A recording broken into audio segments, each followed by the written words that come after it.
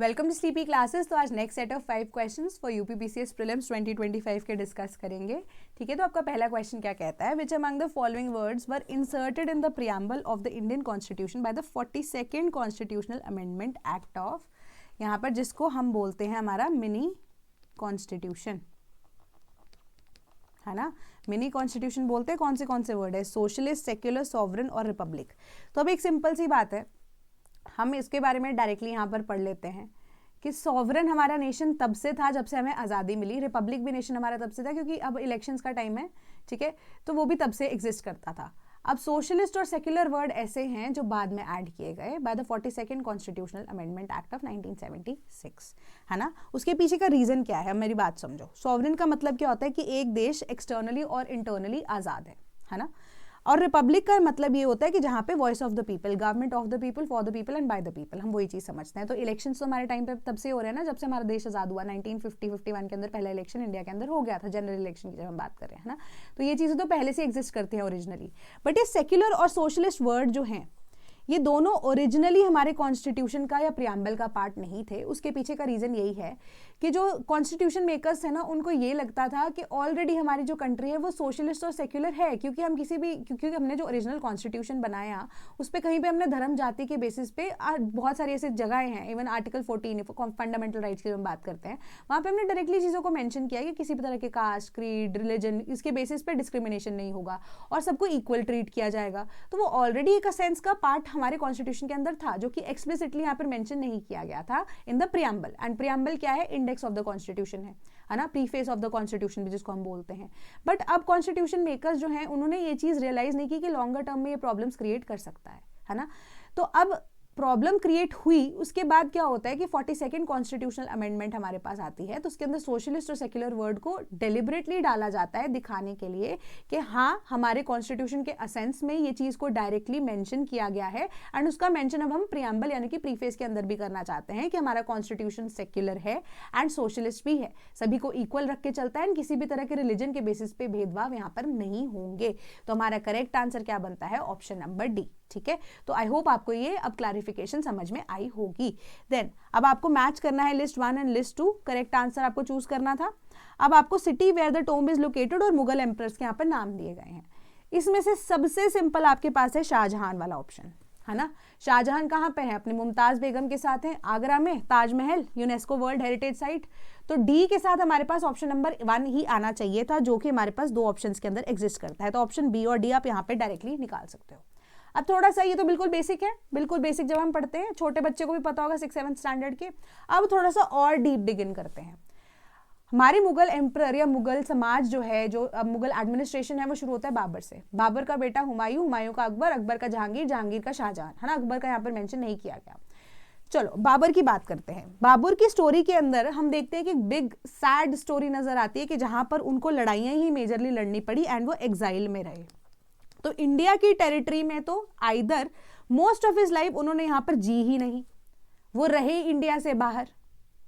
ठीक है, तो इंडिया से बाहर अगर रहे तो डायरेक्टली इनका करेक्ट आंसर यहां पर काबुल आना चाहिए था। यहां से आप अपनी सी ऑप्शन को भी एलिमिनेट कर सकते थे। बट चलो, आपको अगर ये फैक्ट नहीं पता था तो चलो एक और चीज को समझते हैं। हुमायूं की कहानी के ऊपर चलते हैं। हुमायूं जो है not a good ruler you can say of the Mughal administration, इतना इंपैक्ट यहां पर ज्यादा नहीं डाल पाए। बुक्स का ज्यादा शौक था उनकी। स्पेशल एक लाइब्रेरी थी, डेथ की स्टोरी बता रही हूँ, स्पेशल एक लाइब्रेरी ही थी जिनसे गिरकर उनकी वहां पर डेथ हुई, अपने स्टेयरकेस से लाइब्रेरी के गिर गए। ठीक है, एंड लाइब्रेरी वो कहां पे थी, दिल्ली के अंदर थी। हमारा correct answer again option number यहाँ पर ए बनता है। ठीक है, उसके अलावा चलो अब जहांगीर की स्टोरी भी देख लेते हैं। जहांगीर भी एडमिनिस्ट्रेशन में इतना ज्यादा इंटरेस्ट नहीं रखते थे, रुचि उनकी इतनी ज्यादा नहीं थी। ठीक है, रुचि किसके अंदर थी, उनकी पेंटिंग्स के अंदर रुचि ज्यादा थी, है ना। बट आर्किटेक्चर के अंदर भी रुचि उनकी उतनी ही ज्यादा थी, आर्किटेक्चर से ज्यादा पेंटिंग्स उनको पसंद थी।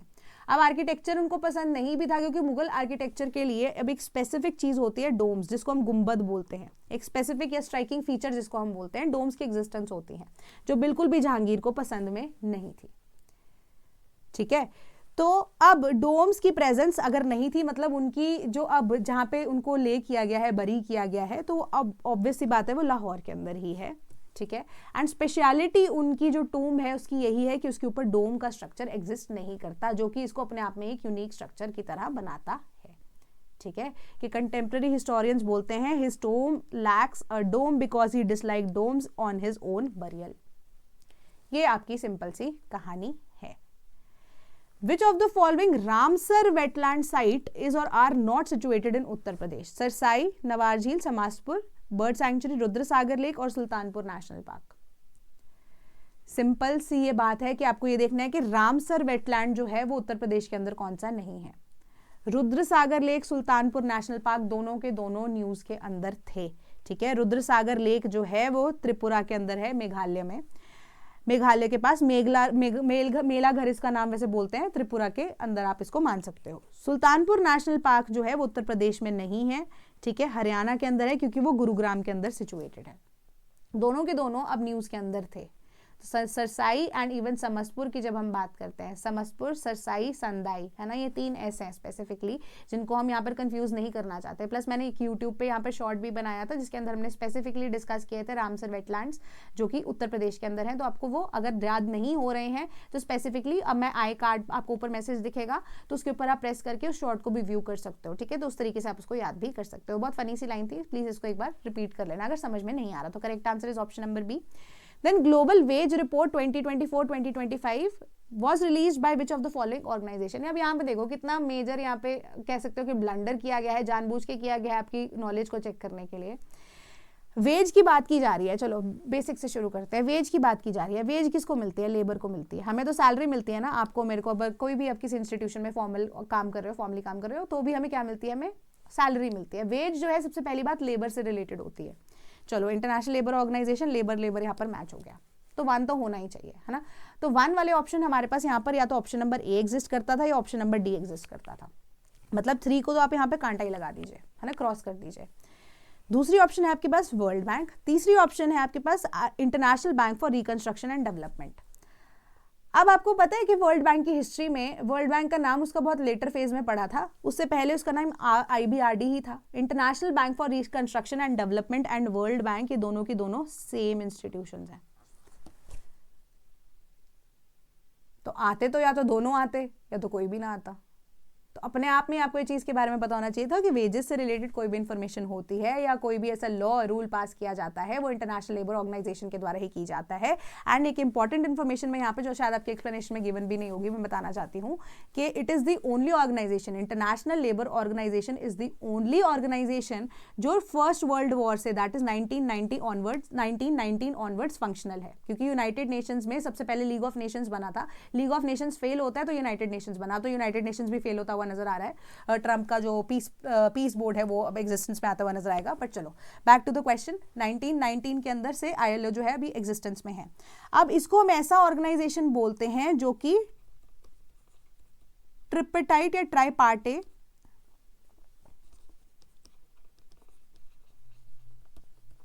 ऑर्गेनाइजेशन है, ठीक है। ट्रिपटाइट ये ऑर्गेनाइजेशन है, क्यों, इसके पीछे का रीजन है, मैं समझाना चाह रही हूं आपको, ठीक है। पहली चीज कि हमारे पास जो कंपनीज के ओनर्स होते हैं, ठीक है, हमारी वर्कर्स एसोसिएशन जो होती हैं वो, ठीक है, एंड उसके बाद जो रिप्रेजेंटेटिव्स ऑफ द कंट्रीज होते हैं, ये तीनों के तीनों को यहाँ पर इक्वल अपॉर्चुनिटी दी जाती है। इक्वल अपॉर्चुनिटी एज इन कि तीनों की ही इक्वल रिप्रेजेंटेशन है।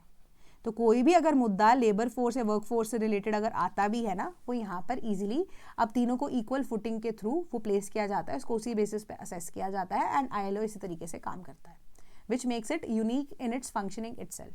ऑल्दो ILO यूनाइटेड नेशंस के द्वारा अंडर आता ही है, बट ILO अपने आप में ही एक यूनिक फीचर ही आपको एग्जिस्टेंस में देता है, क्योंकि किसी तरह की मेंबरशिप आपको यहाँ पर नहीं लेनी पड़ती है, ठीक है। तो ये ट्रिपटाइट तरीके से या ट्रिपटाइट बॉडीज को, मतलब जहाँ पर आपको तीनों एम्प्लॉयर हो गया, एम्प्लॉय हो गया, जो कंट्री से वो बिलोंग करते हैं, सबके तीनों की इक्वल रिप्रेजेंटेशन होती है। उसके अकॉर्डिंगली जो अब लगता है कि लार्जर पिक्चर को बेटर यहाँ पर रिप्रेजेंट कर सकता है, लार्जर पिक्चर को ज़्यादा बेनिफिट प्रोवाइड कर सकता है, जिसके अंदर लेबर है स्पेसिफिकली, उसी बेसिस पे डिसीजन जो है वो लिया जाता है, ठीक है। ILO इसलिए थोड़ा सा इंपॉर्टेंट है। देन आपका है, then again global financial stability report is released by which among the following? International monetary fund, world economic forum and world bank, ठीक है, तीनों है। अब वर्ल्ड बैंक का ना मेजर काम क्या होता है मैं आपको बता रही हूँ। वर्ल्ड बैंक, जिसको हम IBRD भी बोलते हैं, ठीक है, वर्ल्ड बैंक का काम है आपको सिर्फ फंडिंग प्रोवाइड करना, एंड टाइम एंड अगेन वो सिर्फ ये बताते हैं कि आपकी जो स्पेसिफिकली जो कंट्री है उसकी इकोनॉमी कितने लेवल पे ग्रो कर सकती है या नहीं कर सकती, उसके अकॉर्डिंगली इनकी ईयरली बुलेटिन निकलती है। जब हम वर्ल्ड इकोनॉमिक फोरम की बात करते हैं, वर्ल्ड इकोनॉमिक फोरम जो है एक ऐसा फोरम है या इंटरनेशनल आप एक तरह से ऑर्गेनाइजेशन कह सकते हो, ठीक है, या एक इस तरीके का कह सकते हो कि मल्टी कंट्रीज या मल्टीनेशनल एक ऐसा फोरम है जिसके अंदर आप बैठ के सिर्फ ये चीज बता सकते हो कि हर एक कंट्री का जो जियोपॉलिटिकल इशू है ना वो क्या चल रहा है, जियोपॉलिटिकल इशू क्या चल रहा है एंड उसका इम्पैक्ट किसके ऊपर, कंट्री के ऊपर किस तरीके से पड़ सकता है। तो ये बेसिकली बिजनेस के साथ डील करता है आपके, कि बिजनेस पॉइंट ऑफ व्यू से कौन सी कंट्री आपका ज्यादा बेनिफिट कर सकती है इस टाइम पे, कौन सा नहीं कर सकती, किसको वार्निंग देने की जरूरत है। देन इंटरनेशनल मॉनेटरी फंड, यहां पर इन दोनों का ही एक कलेक्टिव रोल प्ले करता है। इंटरनेशनल मॉनेटरी फंड जो है वो अब आपको एक पहली बात तो लोन प्रोवाइड करता है, ठीक है। उसके बाद लोन प्रोवाइड करने के अलावा इंटरनेशनल मॉनेटरी फंड आपको क्या करेगा, वो आपको लोन प्रोवाइड करता है based on certain kind of restrictions, और वो रिस्ट्रिक्शंस होती हैं आपको मानना कंपल्सरी। तो इसी वजह से world bank and world economic forum जो है वो आईएमएफ की रिपोर्ट्स को भी कई बार जो है वो पिक्चर में नोट डाउन करती हैं कि किस तरीके से किस कंट्री की इकोनॉमी जो है वो चल रही है एंड वो इकोनॉमी फेल होने के चांसेस हैं, तो अगर उसको लोन दिया जाना चाहिए तो किस बेसिस पे वो लोन दिया जाना चाहिए। अब इसका बेस्ट एग्जांपल इंडिया के कॉन्टेक्स्ट में 1991 के जो रिफॉर्म्स हैं जिसमें हम एलपीजी रिफॉर्म्स को इनकलकेट करते हैं, तो वर्ल्ड जो आप कह सकते हो कि आईएमएफ है उनसे हमने लोन लिया था, उन्होंने बोला था कि in context of this loan हम चाहते हैं कि आप एलपीजी रिफॉर्म्स को लेकर आए। एंड अभी रिसेंट एग्जांपल इनका आता है इन कॉन्टेक्स्ट ऑफ पाकिस्तान, जिसमें आईएमएफ ने लोन दे दिया है पाकिस्तान को कि पहले आप अपनी इकोनॉमी को, अपने इकोनॉमिक कंडीशंस को ठीक कीजिए, उसके बाद जाके आप लड़ाई करना किसी के साथ। तो the correct answer is option number D, only 1। But everything apart आपको ये चीज़ें पता होनी चाहिए कि कौन सी रिपोर्ट कौन सा इंस्टीट्यूशन यहाँ पर प्रेजेंट करता है, एंड ये इंपॉर्टेंट है फॉर स्टेट पीएससीज ऑल्सो एंड स्पेसिफिकली यूपीएससी के लिए भी अगर आप साइमल्टेनियसली प्रिपेयर कर रहे हो। And why I am telling you this is कि यूपीएससी का पेपर बहुत पास आ चुका है एंड ये जितनी भी फाइनेंशियल रिपोर्ट्स है इस साल अभी भी रिलीज हो चुकी हैं, एंड वर्ल्ड इकोनॉमिक फोरम तो अभी भी एप्लीकेबल है, अभी भी चल रहा है वर्ल्ड इकोनॉमिक फोरम, है ना। तभी मैं बता रही हूँ कि ट्रंप का जो पीस प्लान है, पीस बोर्ड है, वो वर्ल्ड इकोनॉमिक फोरम जो कि इस बार कहाँ पे, स्विट्जरलैंड के अंदर ऑर्गेनाइज किया गया है ना, दावोस के अंदर। तो इसी वजह से वर्ल्ड इकोनॉमिक फोरम क्या क्या चीजें यहाँ पर बता रहा है आपको थोड़ा सा आइडिया उसके कॉन्टेक्स्ट में होना चाहिए, ठीक है। तो the correct answer is option number D, only 1।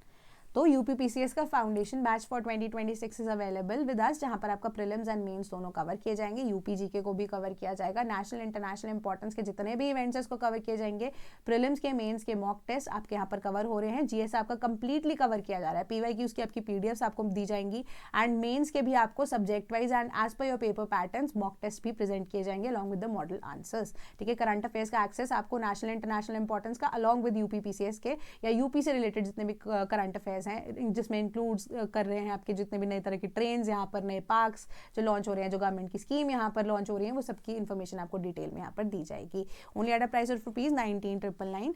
कोई भी एक्टिव डिस्काउंट कूपन कोड अगर आप लगाते हैं तो इसी की अमाउंट के ऊपर आपको बहुत हैवी डिस्काउंट भी मिल जाता है। तो आपको बस करना क्या है, आपको हमारे टोल फ्री नंबर 1800-890-3043 पे कॉन्टैक्ट करना है, या sleepy.class@gmail.com पे आप हमें ईमेल भी कर सकते हो, हमारी टीम आपको ऑटोमेटिकली रीच आउट कर लेगी। अगर आपको ऑफर अच्छा लगता है तो you can very well follow, otherwise आप ये इनिशिएटिव को तो जरूर देख सकते हैं डेली बेसिस पे। तो 5 क्वेश्चंस डेली अगर आपका रिवाइज हो रहे हैं अलॉन्ग विद द स्टडी, तो आपको और क्या ही चाहिए, है ना, ठीक है। तो that is all from my side today, thank you so much. And कोई डाउट होता है कमेंट सेक्शन में मुझे जरूर बताइएगा, कि अभी रिसेंट हमने देखा था कि एक डाउट आया था कि मैम आप अपनी वीडियो की ड्यूरेशन जो है वो थोड़ा बढ़ा दीजिए, क्योंकि अब बहुत तेज तेज बोलते हो। तो आज का आई होप लेक्चर आपको ईजिली थोड़ा सा स्लो स्पीड पे समझ में आ गया होगा। अगेन डाउट्स पूछते रहिए, पढ़ाई रुकनी नहीं चाहिए।